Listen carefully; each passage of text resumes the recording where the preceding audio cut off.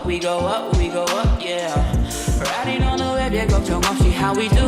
No worry about the thing, 밤새도록 we getting moves. No worry on my mind, leave me to we are getting loose. We go up, we go up, we go up, yeah. 솔직하게 말을 할까 야 요즘 술 한잔 후 위에 살고 있다 몸나 밥도 나를 게립니다 margarita 말하지 않아도 yeah you know I got the speaker yeah. Hello, Luminas. I keep on forgetting to put music for the background, so it isn't as quiet, but I keep on forgetting, so y'all need to remind me. Anyways, today's video is about 5 Stones Entertainment and Thief Trainee program, mostly build up of foreign members besides for a Korean American. It was scary. It was really scary. I'm just going to be talking about the company and a little about the members, and then just express my concerns and all that good jazz. You like jazz? I'll be using Blackswan content for the background because they don't have many videos up, but I hope you enjoy today's video. Make sure to subscribe and comment. Hey.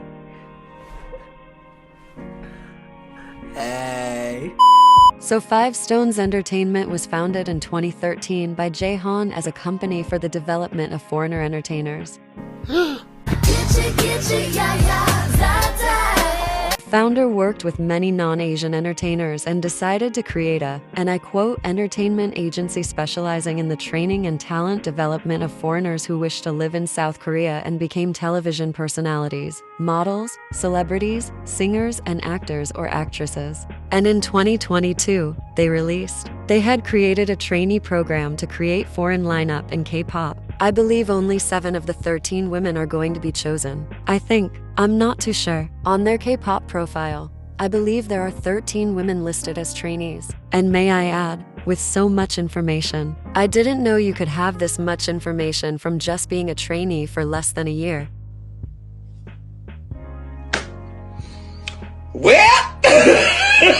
The fanbase must be very dedicated, or the staff are very consistent and really want to push them out there. Before I rewrote the script, I had literally went through each and every trainee and listed what their positions were. But now, thinking about it, I think that's really pointless. So I'll sum it up real good for y'all and talk about some of my concerns. So culturally, these trainees are really rich. A lot of the trainees come from France, but also some of them are Turkish, American, Malaysian, Singaporean, Iranian, Italian. Like the list keeps going on. I didn't pay too much attention with the members' singing and dancing levels because again they are only trainees that started around 2022 and 2023, but I would like to say only a few of them stood out to me when it came to dancing. For singing, I couldn't find much on everyone's singing, so I decided not to judge too much on that. I think some of the trainees have been in Korea for a while, like for example Nil. She's been here since 2017 or later, but I don't know if she went back and forth or if she had school in Korea. I think one of my biggest sticks of the group are the white women that are choosing to use Korean names. I don't really see a reason why they would want, but I'm not saying they can't, it's K-pop, you know. It's just a little weird because the other members came up with nicknames or shorter their own names for their stage names or made up new ones. A lot of the people changing their name to a Korean name also have really simple names. The last thing I want to talk about regarding the members is Dora. I honestly thought she was a dark-skinned woman in this photo.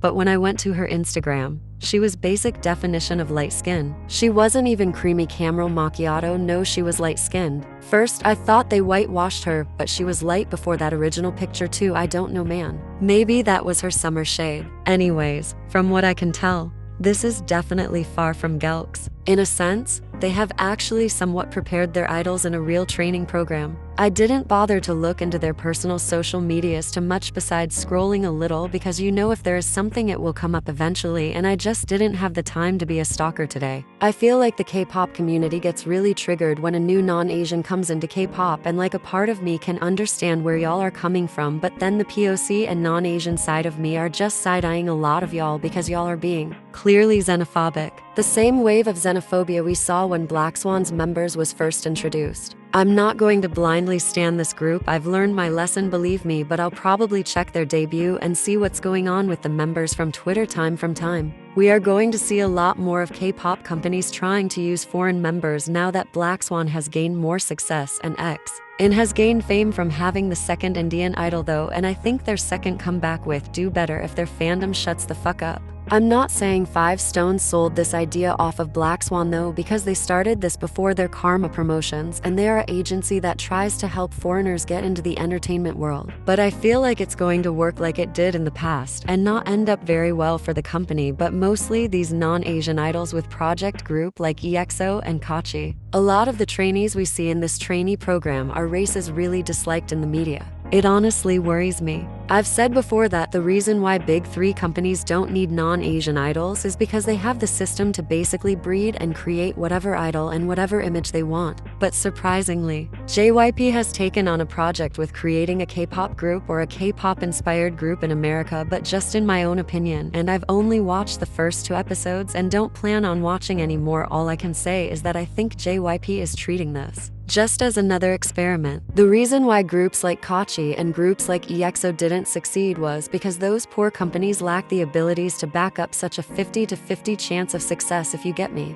We see the difference between these groups compared to Fatu, and I feel like the reason why Blackswan stayed together before Younghoon and Judy left was because of ex-Rania fans and the hidden gems the members brought to the table. Hold on, you'll see my point in a second. Of course, again, this American pop group is a 50-50 game. But no matter how much international fans clown them, if JYP treats these Americans idols like he does his Korean ones, I think this could really change the K-pop industry if he labels this as a K-pop. I honestly can't really tell whether or not he will treat them as such though. Mostly seeing the type of people that passed the first round, I feel like if we put the American trains into the same scenario, they wouldn't have passed as Korean idols for JYP. But JYP can get away with this because he is JYP, if that makes sense.